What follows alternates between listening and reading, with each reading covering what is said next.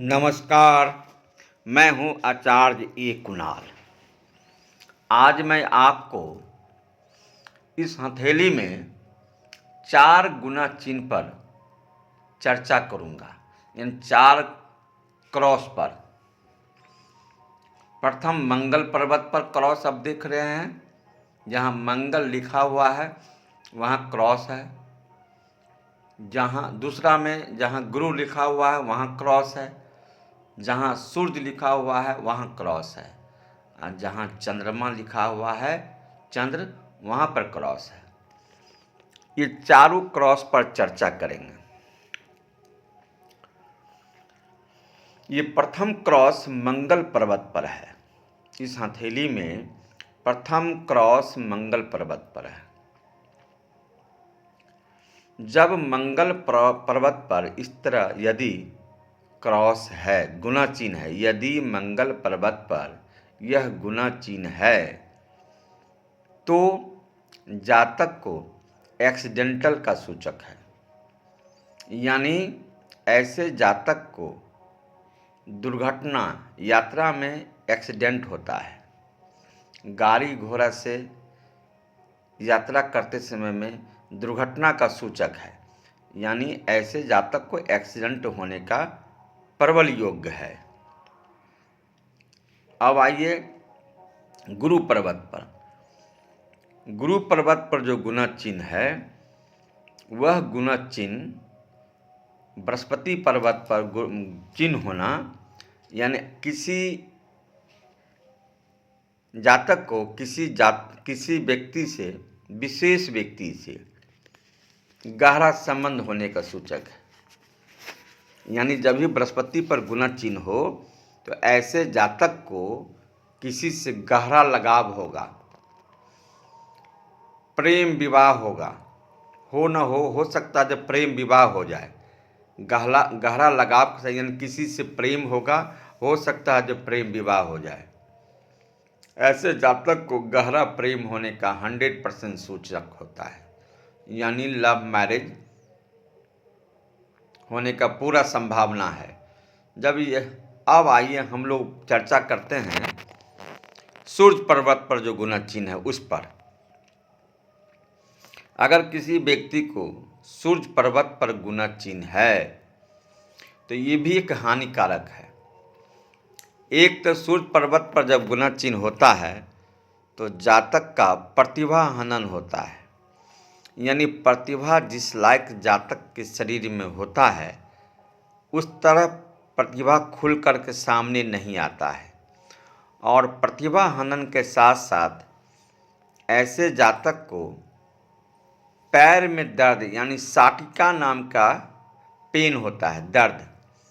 साटिका pen होने का पूरा दर्द बना रहता है पैर में, दोनों पैर में, कमर से नीचे कहिए, दर्द पूरा रहता है।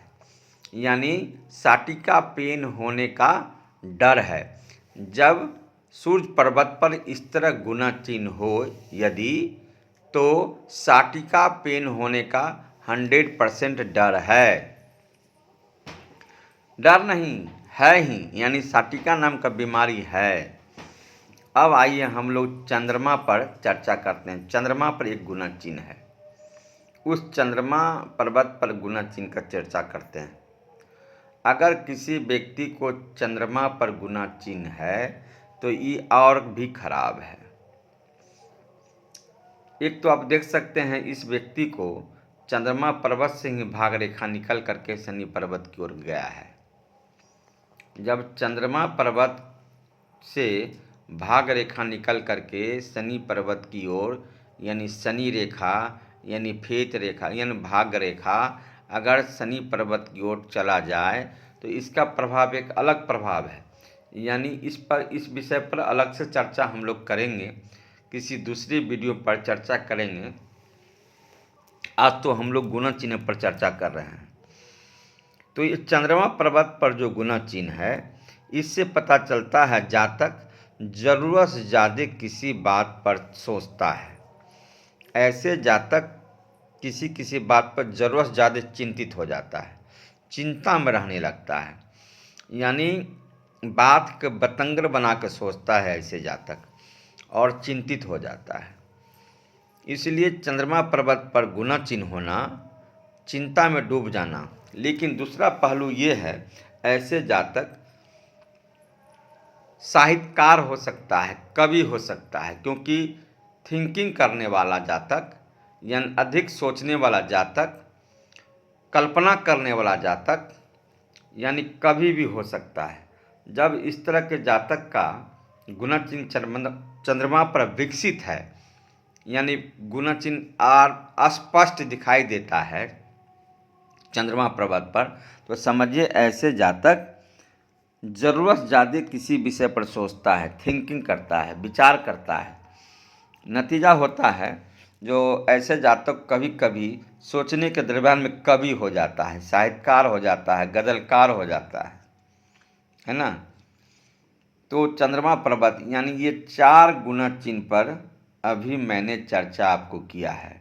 मंगल पर्वत 1, गुरु पर्वत 2 और सूर्य पर्वत 3 और चंद्रमा पर्वत पर 4। ये 4 गुना का मैंने चर्चा किया है। चारों का प्रभाव अलग अलग है। एक ही गुना चिन्ह है और 4 जगह है, तो जगह जगह पर जा कर के अपना अपना प्रभाव चेंज कर लिया है, बदल लिया है। इसलिए जान लीजिए, हाँ, हथेली में यानी आपका जीवन पूरा रहस्यमय है। आपके हथेली में जिस प्रकार से मस्तिष्क रेखा, हृदय रेखा और भाग रेखा है, अलग अलग प्रभाव लिए हुए, किस मस्तिष्क रेखा के कहाँ प्रभाव जाएगा और किस हृदय रेखा के कहाँ प्रभाव जाएगा आएगा, तो सबका अलग अलग प्रभाव है। उसी प्रकार से इसका भी गुना चिन्ह का जगह जगह जाकर बदल जाता है। नमस्कार।